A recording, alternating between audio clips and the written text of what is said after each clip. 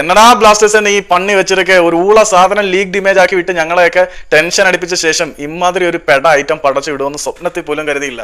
Kerala Blasters എതിരാളികളുടെ തട്ടകത്തിൽ, കൊമ്പന്മാർ എതിരാളികളുടെ പടക്കളത്തിൽ അവരുടെ തട്ടകത്തിൽ മേയാൻ കയറുന്ന സമയത്ത് അവരുടെ കണ്ണഞ്ചിപ്പിക്കുന്ന നീലക്കുപ്പായം അണിഞ്ഞുകൊണ്ടായിരിക്കും ബ്ലാസ്റ്റേഴ്സിന്റെ കൊമ്പന്മാർ എതിരാളികളുടെ തട്ടകത്തിൽ പന്ത് തട്ടി തങ്ങളുടെ ചിഹ്നം വിളി മുഴക്കാൻ പോകുന്നു. അങ്ങനെ കേരള ബ്ലാസ്റ്റേഴ്സ് ഈ സീസണിലെ അവരുടെ എവേ കിറ്റ് ആരാധകർക്ക് മുന്നിൽ പ്രസന്റ് ചെയ്തിരിക്കുകയാണ്.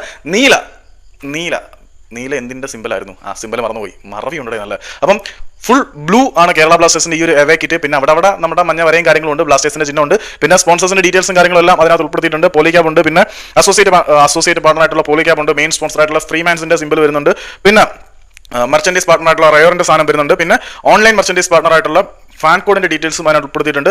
പിന്നെ പ്രിൻസിപ്പൽ സ്പോൺസർ ആയിട്ടുള്ള മേധയുടെ ഡീറ്റെയിൽസ് വരുന്നുണ്ട്. പിന്നെ ഇത്തവണത്തെ സ്പോൺസർ ആയിട്ടുള്ള ബാറ്ററി എയുടെയും സിമ്പിൾസും കാര്യങ്ങളും ഉൾപ്പെടുത്തിയിട്ടുണ്ട്. ഈ നീല എന്തിനെയാണ് റെപ്രസെന്റ് ചെയ്യുന്നത് എന്ന് എനിക്കിപ്പം ഓർമ്മ കിട്ടുന്നില്ല. ഈ ബ്ലാസ്റ്റേഴ്സ് എന്ത് പർപ്പസിലാണ് നീല ആഡ് ചെയ്തതെന്നും എനിക്കറിയില്ല. ഏതായാലും ഇത്തവണത്തെ ജേഴ്സി കിടിലം തന്നെ, അങ്ങനെ മോശം പറയാനൊന്നുമില്ല. ഇനിയിപ്പം നമ്മളെ നല്ലതെന്ന് തോന്നിപ്പിക്കാൻ വേണ്ടിയാണോ മറ്റേ ഉള്ള സാധനം ലീഗ് ഇമേജ് ആക്കി ഇറക്കിയെന്നും അറിയത്തില്ല. അത് വെച്ച് നോക്കുമ്പോൾ ഇത് ഫാർ ബെറ്റർ ആണ്. പക്ഷേ മുംബൈ സിറ്റിയുടെ ഒരു ലെവൽ വന്നിട്ടില്ല. ബംഗളൂരുവിൻ്റെ കിടിലം ജേഴ്സിയാണ്. എന്നിരുന്നാൽ പോലും ഇത് എൻ്റെ പ്രതീക്ഷകൾക്ക് അപ്പുറമായിരുന്നതുകൊണ്ട് ഞാൻ സാറ്റിസ്ഫൈഡ് ആണ്. നിങ്ങളുടെ അഭിപ്രായം ഒന്ന് കമന്റ് ചെയ്തേക്കും.